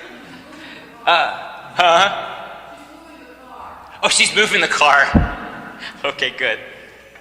I have kind of learned that in my ministry that God has called me to the vineyard, like a lot of you, all of us. God has called us to the vineyard. I have learned after doing this for a little while that God's called me to rocky vineyards. And I sort of take that on, and sometimes I shake my fist at it a little bit. I came from a parish in the Diocese of Pennsylvania that had fallen on hard times. They had a lot of conflict for a long period of time, about 14 years, and that congregation went from some 200 on a Sunday to 20. What I found was a muscle and a delight in the ministry of revitalization and of growing parishes. And when I left after 6 years, that church was in a much stronger footing. And so that set me up for my new call that I have had now for 3 years at the Church of the Epiphany in New York City. And I'll sound like I'm bragging. I'm bragging on them, please understand, because their story is so profound. It's what made me want to leave my church and join them in New York City. I was so moved by what they had taken on. The Church of the Epiphany is 194 years old. It's been moving around New York City for a long time, but in 1938 it moved to the Upper East Side. And if you're familiar with that term, the Upper East Side, let me just clarify that New York has two Upper East Sides, one of which you've heard about, Park Avenue, Fifth Avenue. That is a different world from where we are on York and First. It's a little more middle income, Manhattan. We have a lot of folks who are we call sort of apartment poor. Rent's high and living there is high, and folks do the best they can. The church that was there, we can find this. Yeah, there's one that's just the article. This one, that one. Yeah, this is what the church used to look like. In 2018, they had a really bold idea. The hospital that they're next to had really taken interest in that property and wanted to build student housing, medical student housing. And the Presbyterian church that was a block away had just closed and was eager to sell it to another church. And so this idea began to kind of get hatched about selling the old Church of the Epiphany, which had been there since the 1930s, and tearing it down and giving it to the hospital, and purchasing the Presbyterian Church, which was the center of the Czech community in New York for a time, and renovating it, basically tearing it down to the studs and creating a new space within it. This was an idea that came about in part because the building they were in, the first building you see on the left, had a lot of deferred maintenance. The endowment was shrinking. They were tripping over themselves. It was, I think, 9,000 square feet, and they had a large feeding ministry. And so there was in a preschool. So there was just a lot of complicated uses of space. And so as the ceiling above them began to crumble and they were constantly moving things around, they realized that they had pruned back as far as they could, and at some point you have to sort of name that the building wasn't serving them anymore. And so they thought about doing this, and in their discernment, the rector at the time said, "This is where I tell you that I'm on the finalist slate to be the Bishop of Arizona, and if I get it, I have to go." And sure enough, a couple months later, she did. And so this church now has no rector. They're in a season of transition. This idea is still hanging out there. And the vestry, in their courage, said, "You know what, let's do it. Let's do it. Let's sell the church that we got married in, that our kids were baptized in, that we have been in funerals for decades. Let's sell it. Let's take that Aeolian Skinner organ and sell it for parts. Yeah, I don't like that one. And let's buy the Presbyterian church and let's renovate it. And so they did. They set out to do this. And here, let me just walk you through some of the numbers. These are New York City numbers. My eyes kind of popped when I saw them the first time. They make more sense now in their context. But the church had about a $2 million endowment, not enough in New York City. And they were able to sell this property on the left here for $68 million. And so they walked to the bank with a check for $68 million. And at the end of the day, they had $70 million in the bank account. They purchased this one here, you see, for $22.5 million. And they set about to spend $20 million on its renovation. And so all in, you save a little bit of margin, so we'll call this $45 million, and then we'll take the additional 25, and we'll use that as the endowment to live off of. And that will be what supports the church. And so they set about doing this, and the paperwork was all signed at the end of 2019, and construction began in February of 2020. Now, you said something about a margin of 10 to 30%. Yeah. Don't take on a large-scale construction project in Manhattan in a global pandemic. This thing got really complicated really quick. First, the pandemic. That slowed down all the efforts to get supplies in. It delayed all of the workers. We still find things that seem like they were just duct taped together. This pandemic construction is just a house of Easter eggs that keeps on giving to this day. There were other complications. We discovered that there's a natural river that runs out of the Jackie Onassis Reservoir in Central Park, beautiful, out into the East River, and it just comes up right at the plot that we had bought. So when they excavated down to build a cellar for all the mechanical equipment in the storage room, it was like striking gold. I'm from Oklahoma. It's like striking liquid gold, except this time it's just underground city water. And they've got to put a fix to it quick. And so that caused the whole architects to go back and redesign it. That took months of additional work. Somewhere along the way, let me show, can I see? I feel like Pat Sajak. Show me this one here. Yeah, it play on that way. Yeah, it's bad when, it's bad in New York City when you see flames coming out the top. The church had a fire, like a 3-alarm fire. The rafters didn't cool, and it burned the whole top of the sanctuary off. So we were up against a pandemic. We were up against a fire. We were up against a flood. This is where it starts to sound awfully biblical. Good thing I brought the book. They really went through it. A project that was intended to take 2 years took 4. At one point, they realized they had to get out of the existing property because the hospital really wanted to start their own construction. And so, for a good 3 months, they were holding their worship and all of their church activities in the community room of the apartment building where the rector lived. You cannot hold a community together like this. And so, this church went through the ringer. I was so proud of them, and I'm still really proud of them for enduring that. My running joke is always that the first bill I pay, the most important bill I pay every month is the exterminator, because fire, floods, and plagues, those locusts aren't going to get us now. I came all the way for that. They're so tired of hearing me say that joke. So tired of it. Where did we land? Well, when I started in the winter, when I was called in the winter of 2023, we really felt like that was the end of this project. That they had been through a 4-year interim rectorship, that the pandemic was behind them, that they had finished the building. They had just moved in a couple months before I started in a temporary certificate of occupancy. And so they had just started to call this place home. Everything was still in boxes when I got there. So it was a cool time to start. It was like really getting the keys to a brand new church, which is unusual. I had sort of embraced this idea that they had, that this was at the end. I was at the end of this season. What I learned, and maybe this is where talks about getting difficult, is, and they had been through the difficult part, certainly, but there was still more. Because my job was to ascertain how much of that dream in 2018 aligned with where we landed in 2023. And here are some numbers for you. The congregations hold hard together in pandemics. You know that. When you have a long interim rectorship, 4 years is a long time.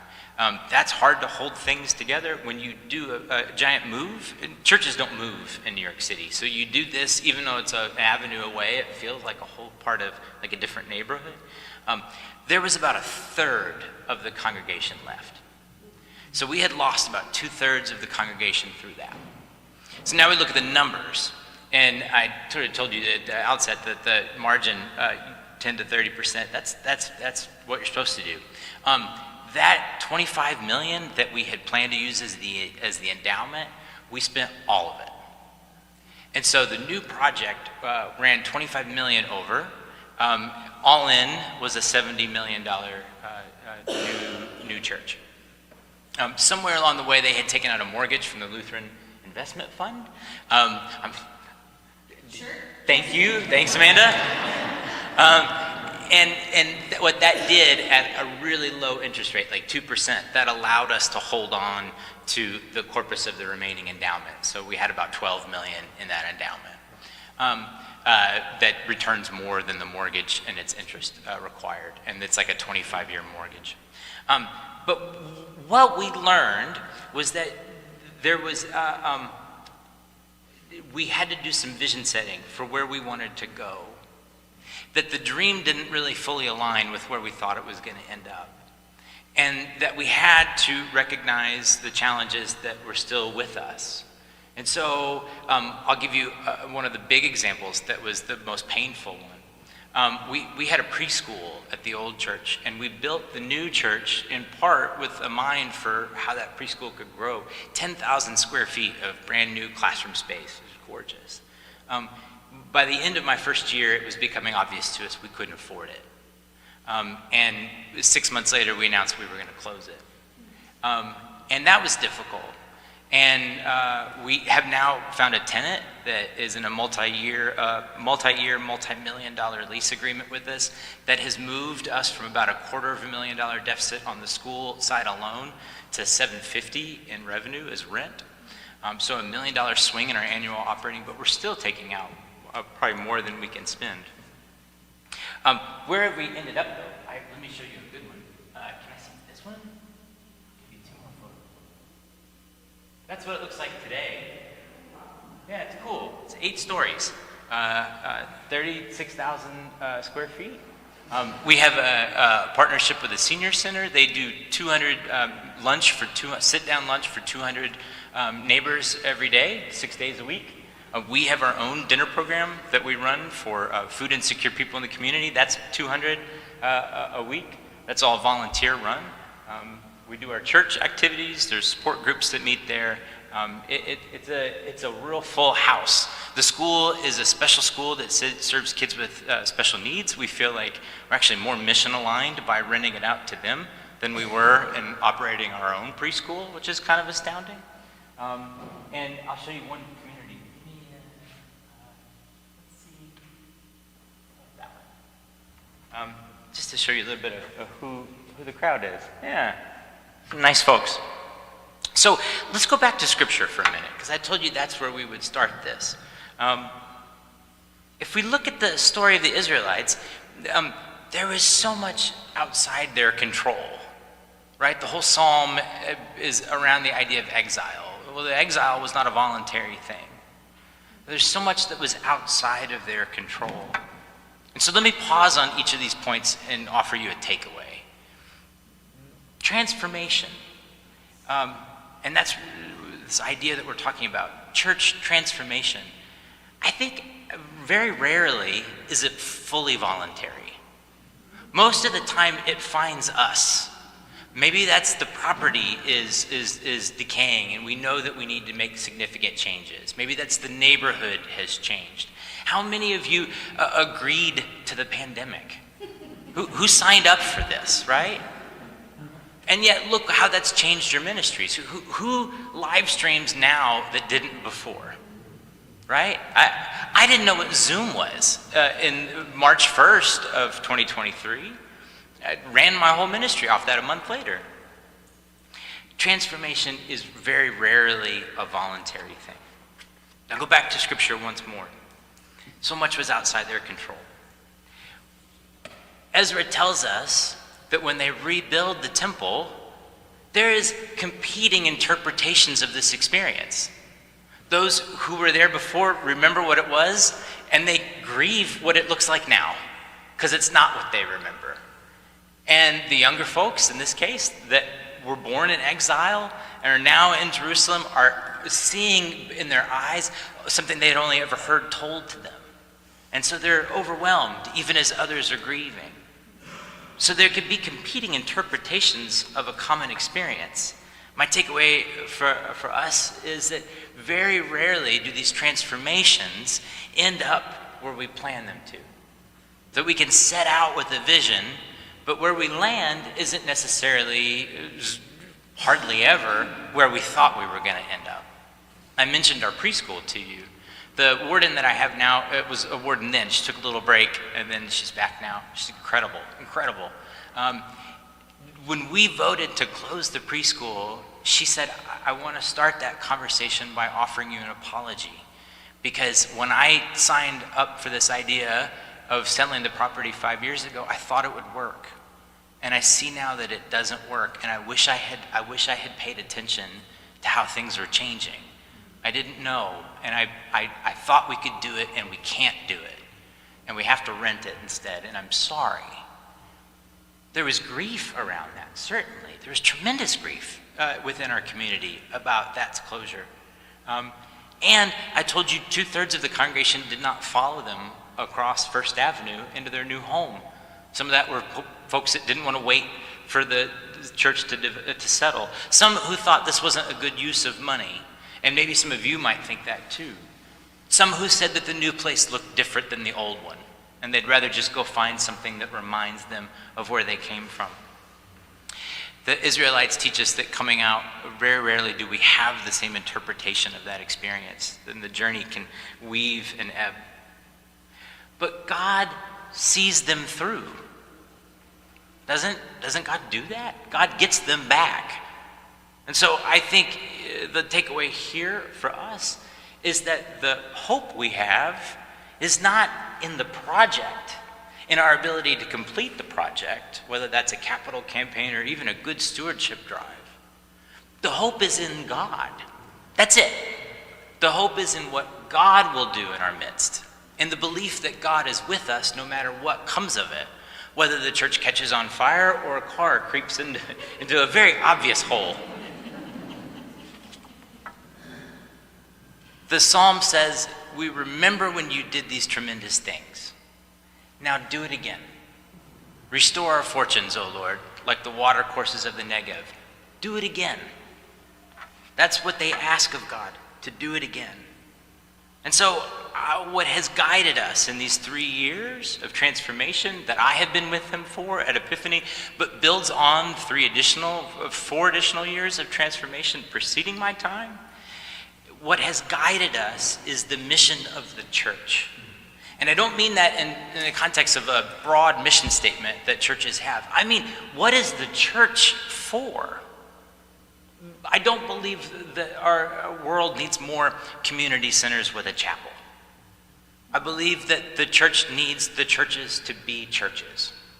And so when I identified the school, we were going to lose the church in order to keep the school open a couple years more. I remember telling school family members that, and they said, so long as we get through the 3 years that we want our kids to be here, we don't care what happens to the church.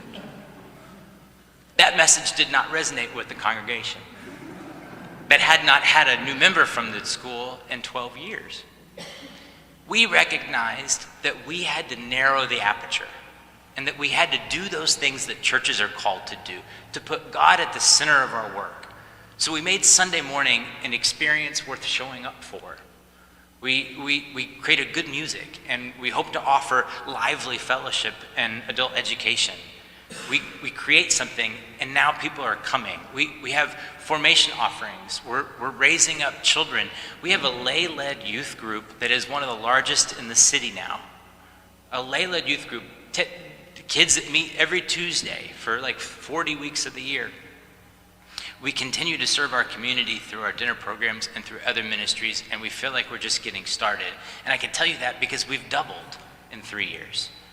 But I think we've done that because we've done what a church is supposed to do. And so I hope that this is helpful to you.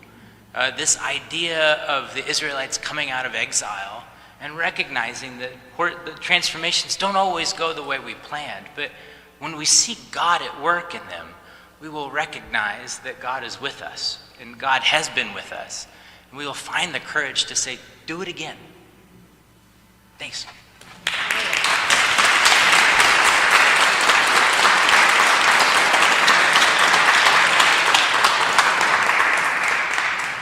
Wow, wonderful. Thank you, Matthew. Then we were like people who dream. That's what we get to do. How blessed we are.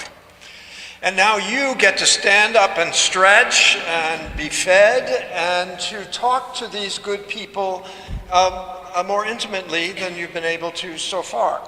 We're going to divide up into 4 places in this wonderful, wonderful building. The rector's office,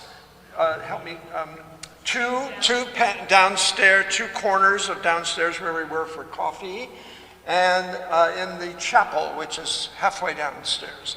And each of you are going to grab a room. Maybe Susan will assign you a room, and you can decide who you would like to be in conversation with for your questions and things that came up.